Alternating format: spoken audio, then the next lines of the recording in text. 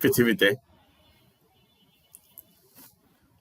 বলতে গেলে সব প্রাণীর জন্ম মৃত্যু একই প্রক্রিয়ায় সম্পাদিত হয়। আমরা সবাই পৃথিবীতে এসেছি মায়ের পেট থেকে বাবার ঔরস হতে। এর ব্যতিক্রম আছে, সেগুলো অবশ্য সেগুলোকে অন্য সংজ্ঞায় সংজ্ঞায়িত করা হয়। যাই হোক,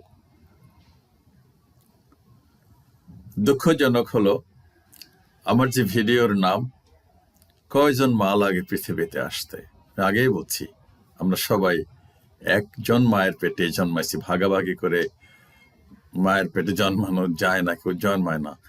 আর ভাগাভাগি করে বাবাও হয় না। ওই যে একটা হাদিসের কথা আছে, একটি মেয়ে একজন বাবাকে জিজ্ঞেস করেছিল যে মেয়েরা একাধিক স্বামী কেন নিতে পারে না। মেয়ে ওই বিষয়টার ফয়সালা দিয়েছিল যে 3-4টা গাভীর দুধ একত্রে মিলায় তারপরে যদি বলা হয় যে আলাদা করো, এটা আলাদা করা যায় না।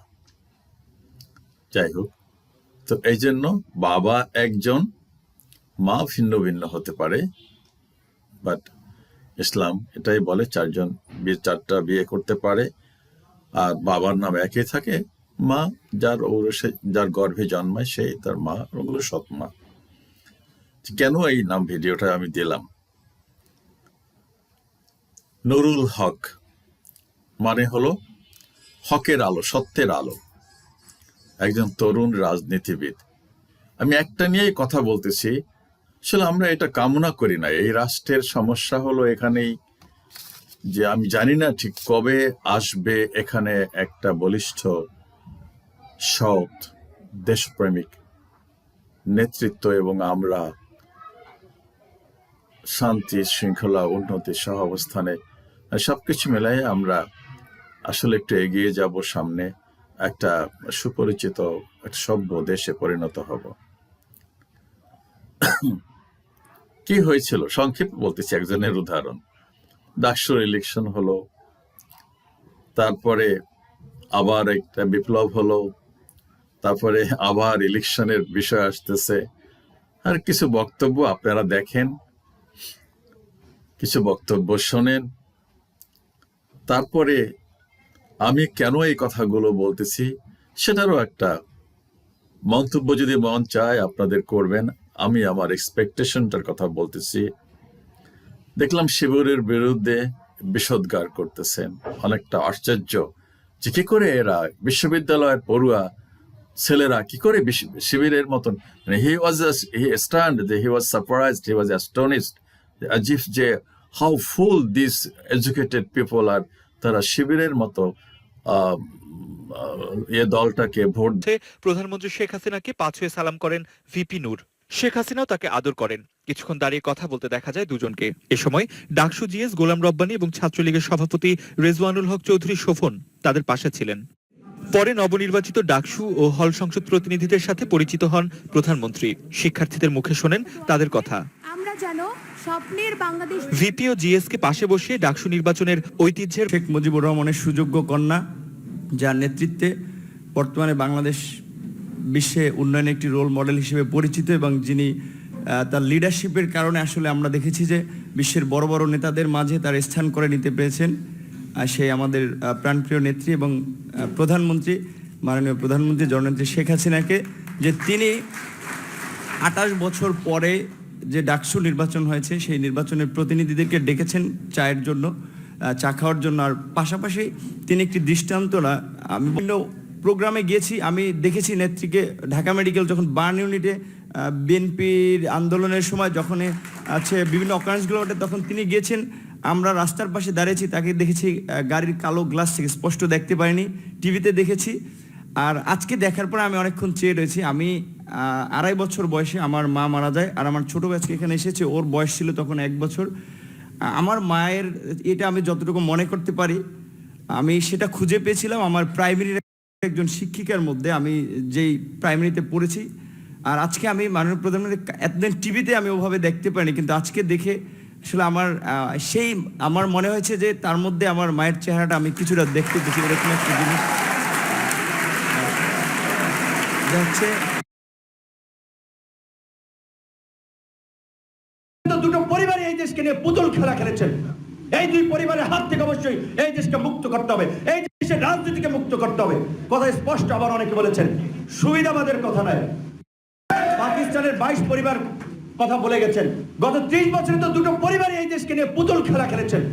এই দুই পরিবারের হাত থেকে অবশ্যই এই দেশকে মুক্ত করতে হবে, এই দেশের রাজনীতিকে মুক্ত করতে হবে। কথা স্পষ্ট, আবার অনেকে বলেছেন সুবিধাবাদের কথা নয়। বামপন্থী 2-4 জন ছাত্র, সরি ওই জন্য বললাম যে নাম্বার ফিউ, কিন্তু তাদেরকে নিয়ে আমি ফাইট করেছি। তাদেরকে নিয়ে আমরা আসলে আমাদের কর্মসূচি, কর্মপরিকল্পনা ঠিক করেছি। কারণ ছাত্রদল এবং শিবির নানা কারণে ক্যাম্পাসের সেই বাস্তবতায় তারা অনেকে ক্যাম্পাসে যেতে পারতো না কিংবা প্রকাশ্যে পরিচয় দিতে। শিবির তো একেবারে নিষিদ্ধই ছিল। এখন যদিও সব বিশ্ববিদ্যালয়গুলোতে শিবিরের জয় জয়কার, এটা আমার কাছে খুব রহস্যজনক মনে হয়েছে। এবং আরেক দিক থেকে আমি খুব সারপ্রাইজ হয়েছি যে বিশ্ববিদ্যালয়ের উচ্চ শিক্ষিত তরুণেরা, আমি শুনেছি যে ভোটের, আমি আসলে এখনো মিলাতে পারছি না যে ওয়াই 4টা বিশ্ববিদ্যালয়, ঢাকা ইউনিভার্সিটি, জাহাঙ্গীরনগর, রাজশাহী বিশ্ববিদ্যালয়, চিটাগং বিশ্ববিদ্যালয়, একেবারেই ল্যান্ডস্লাইড ভিক্টরি, পুরো প্যানেল। ওই স্বতন্ত্র বলেন, এটা কিন্তু সবাই জানেন যে তারাও ওয়ান কাইন্ড অফ শিবিরের নেক্সাসে। সো তাহলে সবাই শিবিরকে কেন ভোট দিল? এখানে যে সমস্ত আমাদের শিক্ষার্থী বন্ধুরা আন্দোলন সংগ্রামে এত স্যাক্রিফাইস করেছে, এত লাইফ রিস্ক নিয়েছে, ধরেন কাদেরের কথা, ঢাকা বিশ্ববিদ্যালয়, সে তো ওই ফ্যাসিবাদের আমলে যে ডিক্লারেশন দিয়েছে রিস্ক নিয়ে।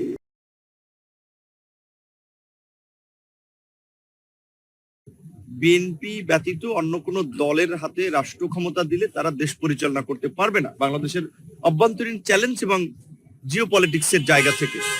সো দেশের স্বার্থেই কিন্তু এই মুহূর্তে আমাদেরকে বিএনপিকে সহযোগিতা করতে হবে। যেই কারণেই কিন্তু দলীয় স্বার্থের চেয়েও আমরা জাতীয় স্বার্থে বিএনপির সাথে আছি। এবং বিএনপি যতদিন আমাদের এই মিত্র রাজনৈতিক দলসমূহ থেকে শুরু করে দেশের মানুষের কথা চিন্তা ভাবনা করে রাজনীতি করবেন, আমাদেরকে মূল্যায়ন করবেন, ডাকবেন, আমরা ততদিন তাদেরকে সহযোগিতা করতে চাই। এই মুহূর্তে বাংলাদেশের বাস্তবতায় যখন ডাকসুর বিপি হয় তখন জাতি মনে করেছিল একজন খালিদ বিন ওয়ালিদ বা ওমর বিন খাত্তাব আল্লাহ পাঠিয়েছেন। তার নামের মহিমা তো বলছি নুরুল হক।